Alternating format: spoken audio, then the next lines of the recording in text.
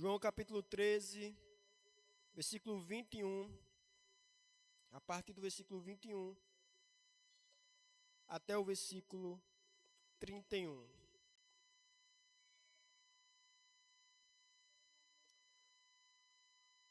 João 13, do versículo 21 ao 31.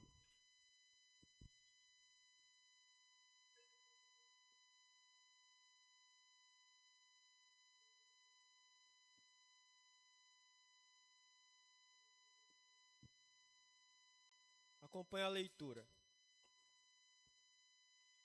Depois de dizer isso, Jesus se angustiou em espírito e afirmou: em verdade lhes digo que um de vocês vai me trair.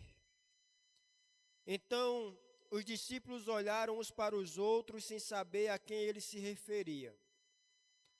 Ao lado de Jesus estava reclinado um dos seus discípulos, aquele que ele amava. Simão Pedro fez um sinal a esse, para que perguntasse a quem Jesus se referia. Então aquele discípulo, reclinando-se sobre o peito de Jesus, perguntou: Senhor, quem é? Jesus respondeu: é aquele a quem eu der o pedaço de pão molhado. Então Jesus pegou um pedaço de pão e, tendo-o molhado, deu a Judas, filho de Simão Iscariotes.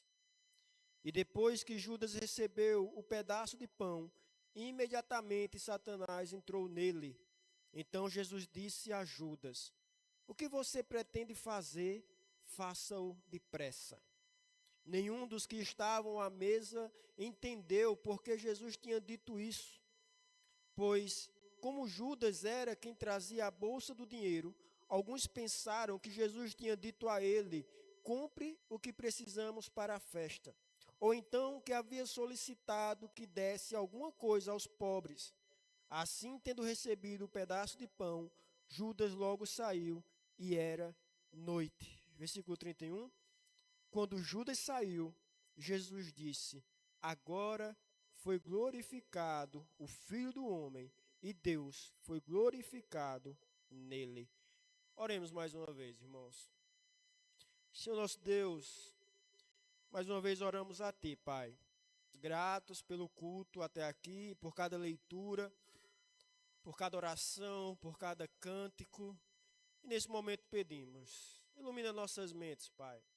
Que apesar de mim, o Teu Espírito esteja a trabalhar e plantar, ó Deus, a Tua palavra em cada coração aqui presente nessa noite. É assim que oramos, em nome de Jesus. Amém. Irmãos, numa galeria de arte na Escócia, existe um quadro muito famoso, um quadro que faz muitos parar, faz muitos daqueles que passam diante dele parar e admirar. É de o seu artista, o artista que fez esse quadro, se chama Salvador Dalí. E o quadro se chama Cristo de São João da Cruz. É uma tela enorme, de uns 2 metros de altura, de Cristo na cruz. Mas Dalí, o artista, ele pintou essa cena de um jeito que ninguém tinha pintado antes, pelo menos até então. Ao invés de olharmos para Cristo de baixo para cima, ou de forma igual, ao invés de olharmos por esse ângulo, como de costume, o pintor ele nos colocou acima da cruz, como se estivéssemos no alto, olhando para baixo. Em vez de olharmos para Cristo de baixo para cima, o pintor nos coloca acima da cruz, olhando para baixo, vendo Cristo crucificado de cima. E nesse quadro, a cruz, ela parece flutuar no céu escuro, suspenso sobre um mar calmo. E há algo estranho naquele Cristo. O corpo é perfeito, é sereno, é luminoso, não há sangue, não há feridas, não há marcas de açoite. É uma cruz sem dor. É uma glória sem ferida. E muitos consideram belíssimo de se ver. O único problema é que aquele não é o Cristo do Evangelho de João. Porque o caminho que levou à glória, no Evangelho que lemos hoje, e vemos lendo nos últimos 2 domingos, não passou por um céu sereno. Ele passou por uma sala fechada, por um pedaço de pão molhado, entregar um traidor, por um amigo que se levantou da mesa e saiu para a noite. A glória de Cristo neste texto não desceu mansa de um céu limpo. Não, ela nasceu no meio da escuridão, no meio das trevas. E aqui está, irmãos, o que devia nos prender a atenção nessa noite. Olhem para os dois extremos do nosso texto, que lemos hoje, o versículo 21 e o versículo 31. Ele começa no versículo 21 assim: angustiou-se Jesus em espírito. Então, ele começa com o nosso Salvador atribulado, anunciando que um dos seus o trairia. E como é que ele termina lá no versículo 31? 10 versículos depois, agora foi glorificado o Filho do Homem. Da angústia à glória. Em 11 versículos. Como? O que aconteceu naquela sala entre a aflição do versículo 21 e a glória do versículo 31? Capaz de mudar tudo. O que aconteceu ali? Como pode a hora mais escura da vida de Jesus, traído a um passo da cruz, ser justamente a hora que ele chama de glória? Dali, ele pintou a glória sem a dor. Mas o Espírito Santo, por João, nos chama a entrar naquela sala e ver as duas coisas juntas, irmãos. A noite e a luz, a traição e a glória, juntos, para enxergarmos quem é de verdade este Senhor. A gente vai precisar voltar então para dentro do cenáculo. Eu não preciso refazer aqui o caminho do Evangelho de João, mas veja, a gente continua aqui no cenáculo, na mesma última noite que vendo nos últimos 2 domingos. Mas para entender o nosso texto é preciso perceber em que ponto da história esses versículos estão. Veja, havia semanas que a traição ela vinha sendo anunciada. Havia alguns instantes também, como vimos no sermão passado, naquela noite, que a traição vinha sendo anunciada. Jesus já dissera, versículo 10, lá atrás, nem todos estáis limpos. No versículo 18 ele diz, eu conheço aqueles que escolhi. Era como uma sombra ali rondando a mesa. Não tinha nome, não tinha rosto, mas estava sendo anunciado a traição. Agora no versículo 21, a sombra sai do canto e vai para o centro daquela sala. Um dentre vós me trairá. Um de vocês vão me trair. O que era um murmúrio acaba se tornando vira aqui um anúncio do que vai acontecer. O traidor será identificado. E ele vai sair. E aí precisa enxergar, irmãos, o peso disso, porque este é o ponto de virada aqui do livro. Desde o começo, João ele vinha repetindo, lembra? Que a hora de Jesus ainda não havia chegado. Vários momentos antes do capítulo 13, João nos mostra, a hora de Jesus ainda não havia chegado, a hora de Jesus ainda não havia chegado. E aí quando o capítulo 13 inicia, lá na nossa primeira pregação, a gente vê que agora a hora de Jesus chegou. E aqui, quando Judas atravessa aquela porta e se perde na noite, é como se a engrenagem, irmãos, ali da cruz começasse a girar. E não há mais como parar, digamos assim. Jesus passou, digamos que do ponto sem retorno aqui. Daqui em diante o caminho é um só e vai levá-lo ao Calvário. É dentro dessa sala, irmãos, entre a aflição de um lado e a glória do outro, que a gente precisa contemplar uma só verdade. E o meu desejo é que essa verdade, irmãos, ela aqueça e firme o nosso coração nessa noite, que é a verdade de que na sua hora mais escura, traído por um dos seus, Jesus não é vítima das circunstâncias, mas o Senhor soberano, mas Ele é o Senhor soberano que conduz a própria tribulação até a glória. Então, acompanhemos a cena, irmãos, desde o seu primeiro instante. E veja, o primeiro instante não é de glória, é de dor. Versículo 21. Reparem na palavra que João escolhe. Jesus angustiou-se em espírito. Não é uma palavra leve, irmãos. É a mesma que João usa quando Jesus chega ao túmulo lá de Lázaro e se comove e se perturba. Capítulo 11, versículo 33. É a mesma palavra de quando ele diz, pensando na cruz, agora está angustiada a minha alma, no capítulo 12, versículo 27. Aqui é um verbo, irmãos, de agitação mesmo, profunda, intensa, de um abalo que sacode por dentro. O Filho de Deus, irmãos, ele tremeu por dentro.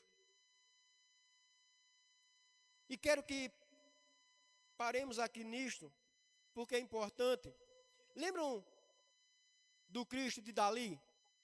Lá, que eu acabei de mencionar, sereno, perfeito, sem feridas, flutuando longe da dor. O Cristo do Evangelho de João, irmãos, não é assim.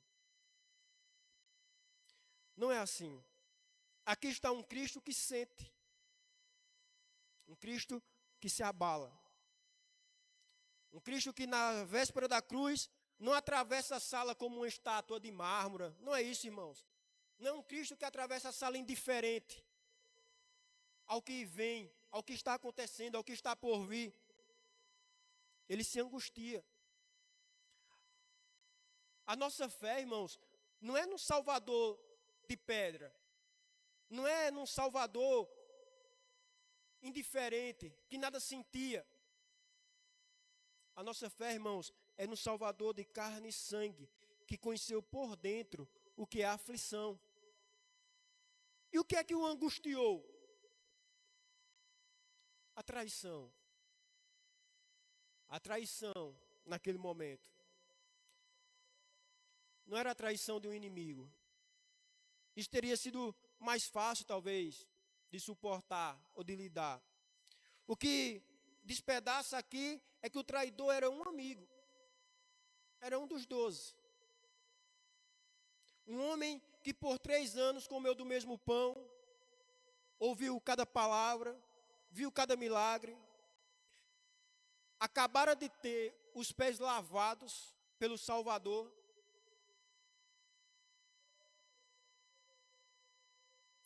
O Salmo 41, verso 9, irmãos, já dissera, aquele que comia do meu pão levantou contra mim o calcanhar. O que acontece naquela noite é o cumprimento do que a Escritura já anunciava.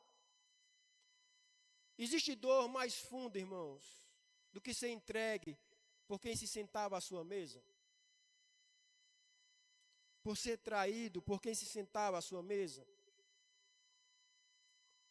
Jesus, ele sentiu essa dor inteira.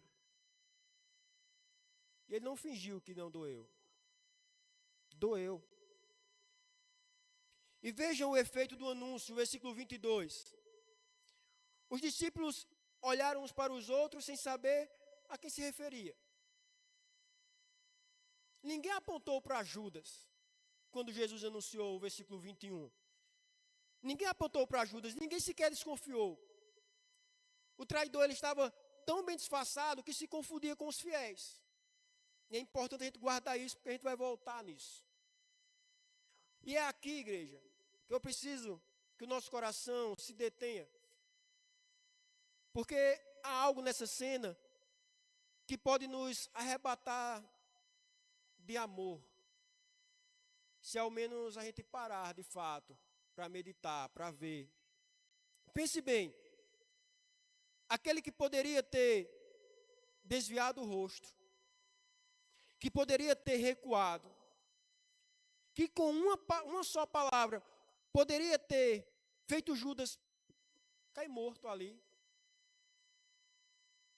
Ele não recua do que estava destinado a ele. Veja, angustiado, ferido, de coração apertado, ele segue em frente. Por quê? Por quem? Antes de tudo, irmãos, para a glória do próprio Pai, em obediência ao próprio Pai, para a própria glória como Salvador, mas também, irmãos, pela igreja. Ele não recua, ele segue em frente, também pela igreja. Você crê em Jesus Cristo e confia nele a sua salvação? É um verdadeiramente convertido em Cristo Jesus? Então ele seguiu em frente, irmãos, também por você, também por mim e pela igreja. Ele entrou voluntariamente na dor da traição e na noite da angústia e não voltou atrás, porque do outro lado daquela dor, irmãos, além da glória ao próprio Pai e a glória a si mesmo, estava a sua salvação e a minha salvação. Meu irmão e minha irmã, veja isso. O seu Salvador não amou você de longe, não amou você de um céu limpo, de um céu confortável. Ele desceu até o lugar onde dói e amou você ali, na traição. E amou você ali, aonde dói, em meio à angústia. Que coração, irmãos, seria o nosso se uma cena dessa não nos comover, não falar conosco. Mas, irmãos, há um consolo que jorra disto, ainda que não seja o ponto principal do texto, porque ele mesmo passou pela angústia da traição. Os que estão nele, irmãos, não tem um Senhor distante e frio que ignora o que é sofrer. Agora prestem atenção, não confundam essa angústia com fraqueza. Não confunda essa angústia com fraqueza. Não pensem, nem por um instante, que Jesus está ali perdendo o controle. Que Jesus, ele está ali arrastado pelos acontecimentos como uma folha que é levada pela correnteza. Porque a mesma cena que nos mostra um Cristo que sente, que está angustiado, ela vai nos mostrar em seguida um Cristo que reina. Aquele que treme por dentro, ele também segura com mão firme, irmãos, cada fio de acontecimentos daquela noite. E é para isso que a gente vai olhar agora. Versículo 23. Olhem de novo para aquela mesa. Versículo 23. Reclinado sobre o peito de Jesus está um discípulo, aquele a quem Jesus amava. João. Tão perto, irmãos, do Senhor, que quase podia sentir ali o coração do nosso Salvador bater. E na mesma mesa, a poucos passos, quem é que está? Judas. Naquela mesma mesa, com a noite já dentro do peito, com a traição já dentro do peito. Dois homens próximos, na mesma mesa, mas tão longes, distantes e diferentes no que diz respeitava ao coração. É nesse contraste, irmãos, que entra o segundo movimento aqui do texto, que é o domínio do Senhor. Veja, Jesus ele não é surpreendido, perceba. Pedro, aflito, faz sinal para João, pergunta quem é. Aí João se inclina e pergunta baixinho, Senhor, quem é? E Jesus responde com toda calma, versículo 26, é aquele a quem eu der o pedaço de pão molhado. Reparem, ele sabe quem é. Percebem? Jesus sabe quem é. Jesus sabe o nome. Jesus sabe o rosto do traidor. Jesus sabe a hora da traição. O traidor que se escondia de todos, eles não se escondiam do Salvador. Ele não se escondia de Jesus Cristo. Então, Jesus faz algo que devia nos deixar admirados, irmãos. Veja, ele mesmo olha o pão e entrega a Judas. Entenda isso, irmãos. O nosso Salvador, ele mesmo, que ia ser traído, ele pega o pão e entrega a Judas. Ou seja, ele não foge da traição. Ele não tenta evitar a traição. Ele conduz a traição. Ele conduz o processo. Com as próprias mãos, ele dá início ao que vai levá-lo à cruz.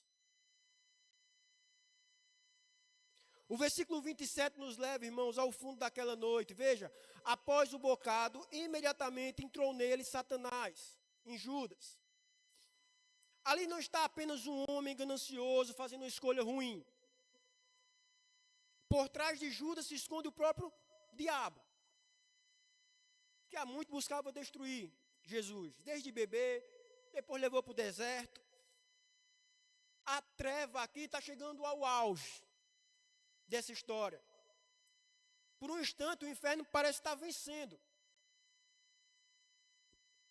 E exatamente nesse instante, irmãos, no instante em que Satanás entra, que Jesus pronuncia as palavras surpreendentes dessa cena, ele se vira para Judas e diz o quê?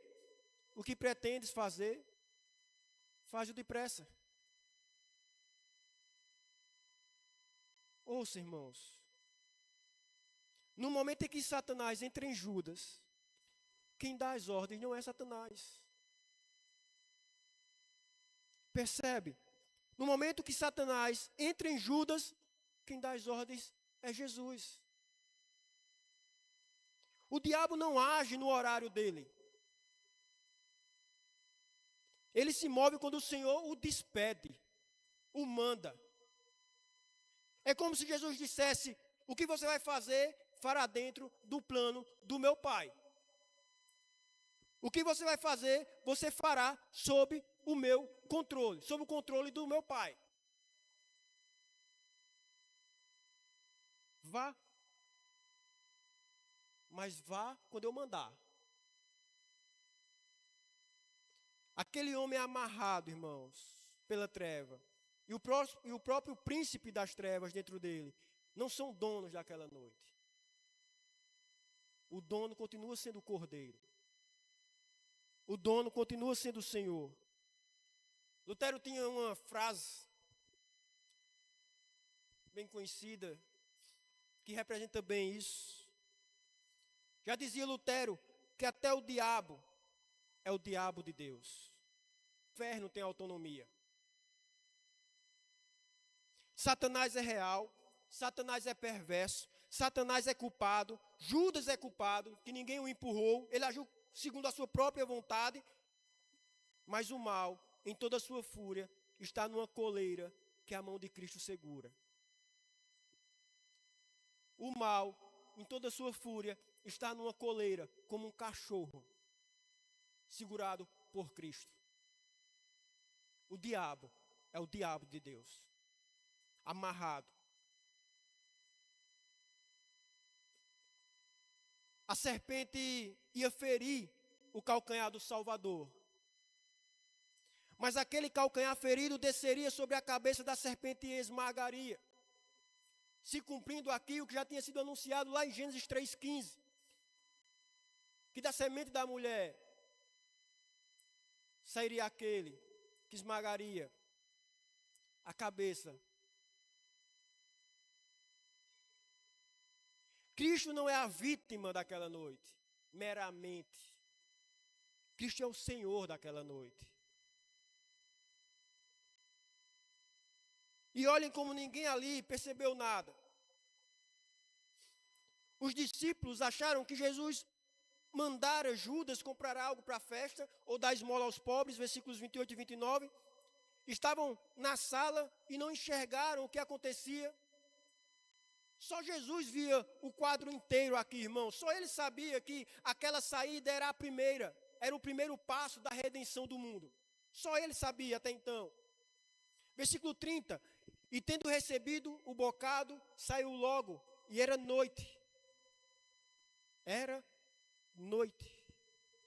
Veja, irmãos, João aqui, ele não está apenas marcando a hora do relógio. A noite já tinha entrado no coração de Judas. Agora, ele sai e mergulha nela por inteiro. Mas escutem, nem aquela noite estava fora do controle do Senhor. A escuridão lá fora não tinha poder para apagar a luz do que estava acontecendo. E agora, irmãos, falando ao nosso coração, porque há aqui um consolo. Talvez tenha aqui quem viva com medo. Talvez tenha aqui quem viva com medo das forças do mal. Talvez tenha aqui quem viva com medo do que dizem que pode te alcançar. Medo de uma escuridão, de uma tribulação que parece grande demais. Talvez haja aqui quem esteja acorrentado nesse medo. Então ouça. Se o próprio Satanás, no auge do seu ataque, só se moveu quando Cristo disse vá, que poder ele tem sobre você que pertence ao Senhor? Que poder, meu irmão, tem Satanás sobre você que pertence ao Senhor? O diabo, ele não é o oposto de Deus nesse sentido de pé de igualdade. Ele não é isso. Ele não está em pé de igualdade lutando para ver quem vence. Não, irmãos.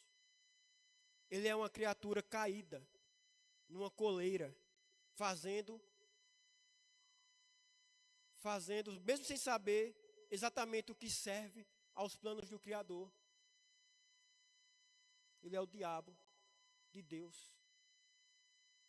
Ele está sob o controle de Deus.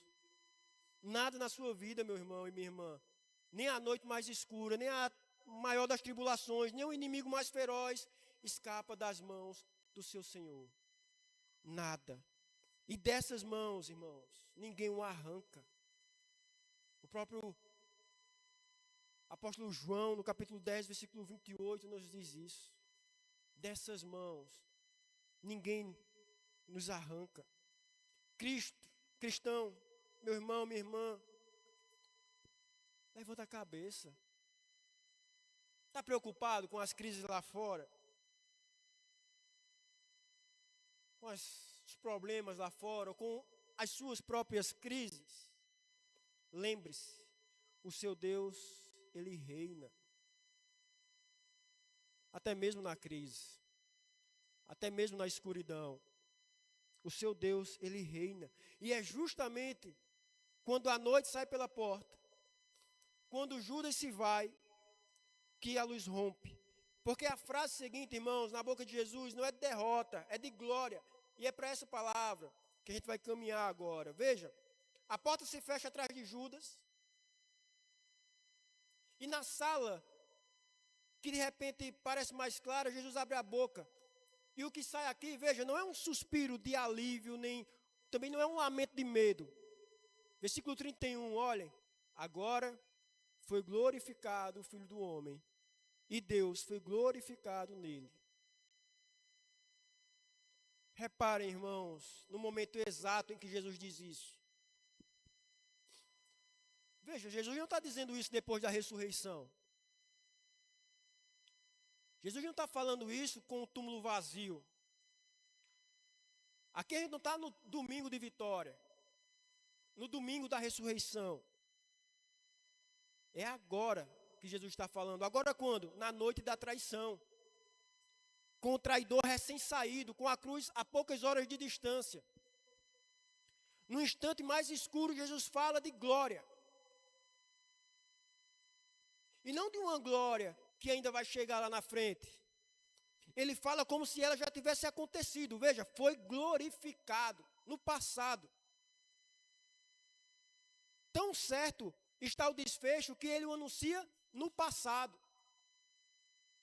E aqui precisamos entender o que talvez seja a verdade mais surpreendente desse livro, do Evangelho de João.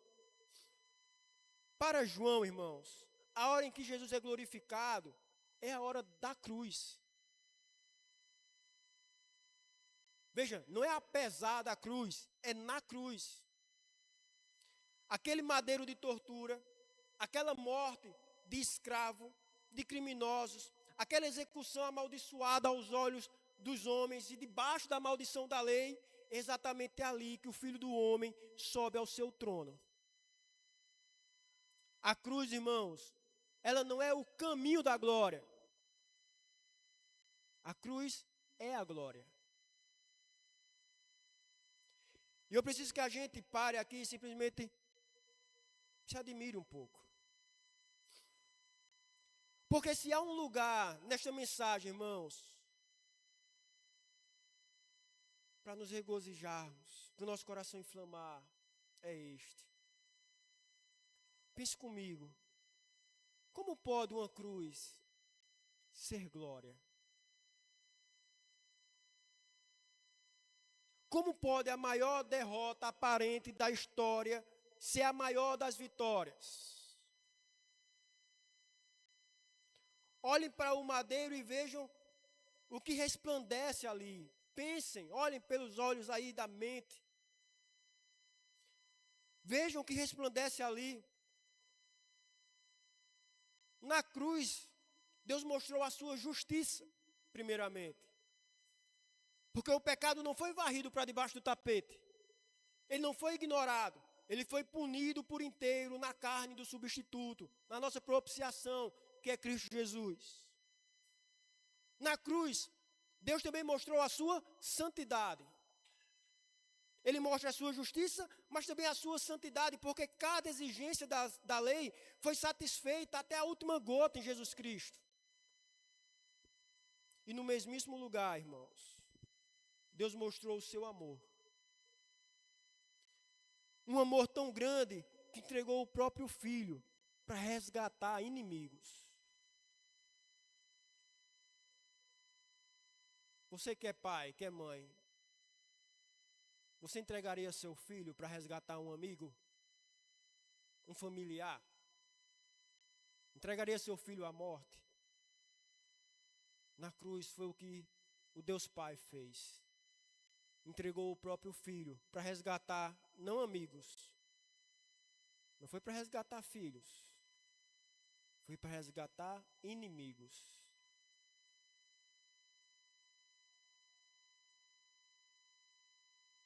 Justiça e amor, irmãos. Justiça e amor. Que pareciam não poder caber juntos, se abraçaram ali na cruz. Justiça e amor. Ali, Deus se revelou justo e justificador do ímpio que nele confia. Calvino diz que a cruz foi como um teatro magnífico onde a bondade de Deus foi exposta diante do mundo inteiro e que em lugar nenhum a glória de Deus brilhou mais alto do que ali, na cruz. Igreja, é por isso que não temos vergonha da cruz. É por isso que não nos envergonhamos da cruz. O mundo olha para a cruz e vê fracasso. A fé olha e vê o trono mais glorioso do universo. Se você quer ver a glória de Deus, não olhe primeiro para as estrelas. Quer ver a glória de Deus? Não olhe primeiro para as montanhas, para as belas paisagens. Olhe para o nosso Salvador. Olhem para a obra dele na cruz. A sua obra pela igreja. A sua obra por mim e você, que nele confia. Ali, irmãos, em nenhum outro lugar a glória de Deus alcançou o seu auge. E agora, irmãos? Só agora.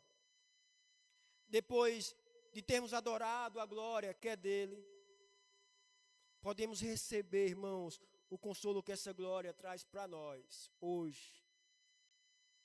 E aqui eu preciso ser cuidadoso, porque o seu sofrimento não é glorioso em si mesmo. A sua dor, a nossa dor, ela não salva ninguém. A glória da cruz, ela é única, é de Cristo, é só dele.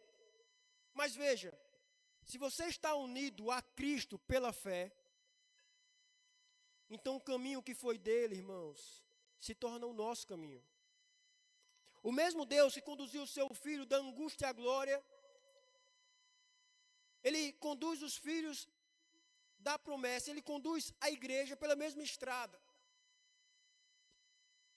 Calvino notou isso exatamente aqui e vai nos dizer que ainda que o mundo inteiro conspire para nos cobrir de vergonha, se de coração buscarmos a glória de Deus, não duvidemos de que Deus também nos glorificará. A sua tribulação, irmãos, em Cristo, não é o fim da estrada. A sua tribulação em Cristo é a estrada. Percebe a diferença? Apóstolo Paulo, Romanos capítulo 8, versículo 18, vai nos dizer: as aflições do tempo presente não se podem comparar com a glória a ser revelada em nós. Veja, não sou eu que estou falando, irmãos. É o Espírito Santo, através do apóstolo Paulo. As aflições do tempo presente não se podem comparar com a glória a ser revelada em nós. E não é porque você é forte, é porque você é dele, de Jesus Cristo. É porque você é do Salvador. É porque você é daquele que se entregou na cruz em seu lugar. É porque você é dele que viveu uma vida de perfeita obediência. Então, quando você sair por essa porta, nesta noite, deitar a sua cabeça no travesseiro, lembre-se, irmãos, que as aflições desse tempo presente não se comparam à glória que há de ser revelada em nós. E tudo isso porque um dia o nosso Salvador, ele se